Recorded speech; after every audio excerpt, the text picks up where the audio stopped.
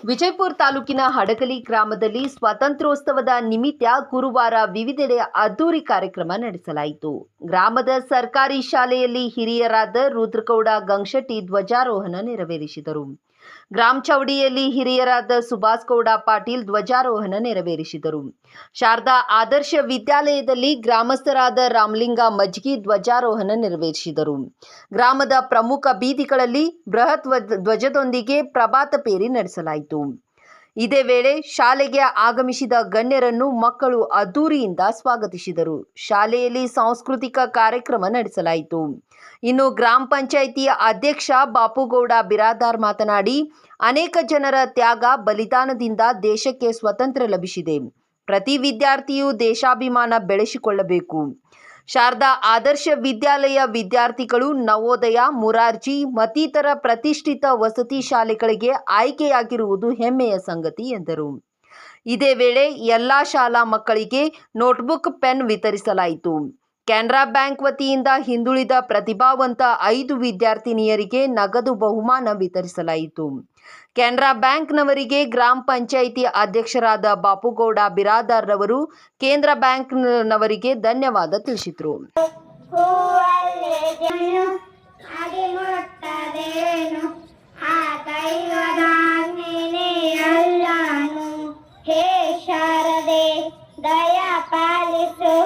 ಈ ಬಾಳನು ಬೆಳಕಾಗಿಸು, ಹೇ ಶಾರದೆ ಧನ್ಯವಾದಗಳು. ಏನು ಪೂಜಾ ಕಾರ್ಯಕ್ರಮ ನಿರ್ವಹಿಸುವಂತ ಶಿಕ್ಷಕರಿಗೆ ಧನ್ಯವಾದ ತಿಳಿಸುತ್ತಾ, ಈಗ ಕಳೆದ ವರ್ಷ ನಮ್ಮ ಶಾಲೆಯಲ್ಲಿ 5ನೇ ತರಗತಿಯಲ್ಲಿ ಕಲಿತು ಈಗ ಸ್ಪರ್ಧಾತ್ಮಕ ಪರೀಕ್ಷೆಗಳಲ್ಲಿ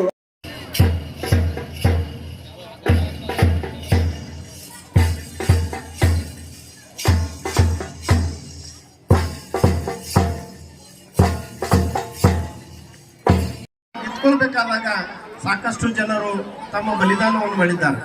ಅಂತ ಪುಣ್ಯಾತ್ಮರನ್ನ ನಾವು ಇವತ್ತು ಸ್ಮರಿಸಿಕೊಂಡು ಅವರು ದಿಕ್ಕಿಸಿಕೊಟ್ಟಿರ್ತಕ್ಕಂಥ ಒಂದು ಸ್ವಾತಂತ್ರ್ಯವನ್ನು ನಾವು ಮುಂದಿನ ನಮ್ಮ ಪೀಳಿಗೆಗೆ ಮುನ್ನಡೆಸುವಂಥ ಒಂದು ಸನ್ಮಾರ್ಗದಲ್ಲಿ ನಾವು ಅವರಿಗೆ ದಾರಿಯನ್ನು ತೋರಿಸಿಕೊಡ್ಬೇಕಾಗಿದೆ.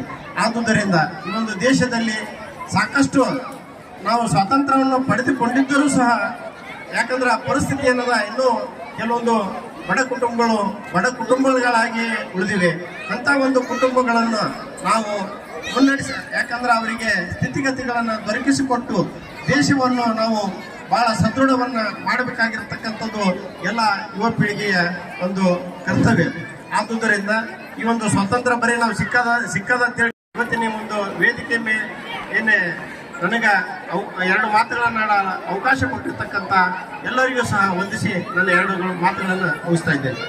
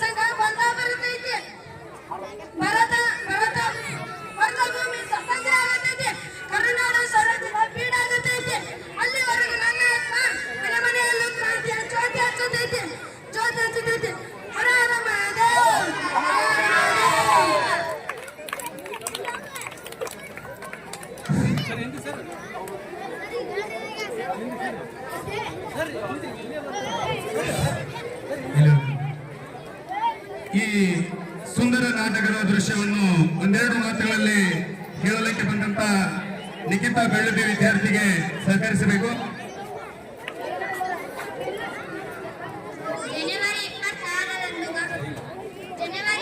ಜನವರಿ 26ರಂದು ಗಲ್ಲಿಗೆದ ರಾಯಣ್ಣನ ಶವವನ್ನು ಅಭಿಮಾನಿಗಳು ದೇವಲೋಕದ ಪಾರಿಜಾತ ಪುಷ್ಪಮಾಲೆಯಂತೆ ಎತ್ತಿಕೊಂಡು ಹೋಗಿ ಸಮಾಧಿ ಮಾಡಿದರು.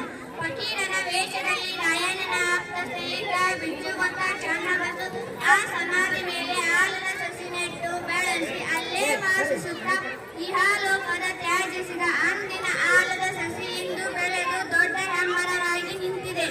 ಇಂದಿಗೂ ರಾಯಣ್ಣನ ಭಕ್ತರು ಜಾತಿ ಮತ ಧರ್ಮಗಳ ಭೇದ ಭಾವವಿಲ್ಲದೆ ಹುಟ್ಟಿದರೆ ನಿನ್ನಂತ ಮಕ್ಕಳು ಹುಟ್ಟಲಿ ಅಂತ ತೊಟ್ಟಿಲು ಕಟ್ಟಿ ಹರಕೆ ಹೊತ್ತು ದೇವ ಮಾನವರಿಗೆ ಪೂಜೆ ಸಲ್ಲಿಸಿ ಸೆರಗಟ್ಟಿ ಬೇಡುತ್ತಾರೆ. ರಾಷ್ಟ್ರ ಪ್ರೇಮಿ ಸಂಗೊಳ್ಳಿ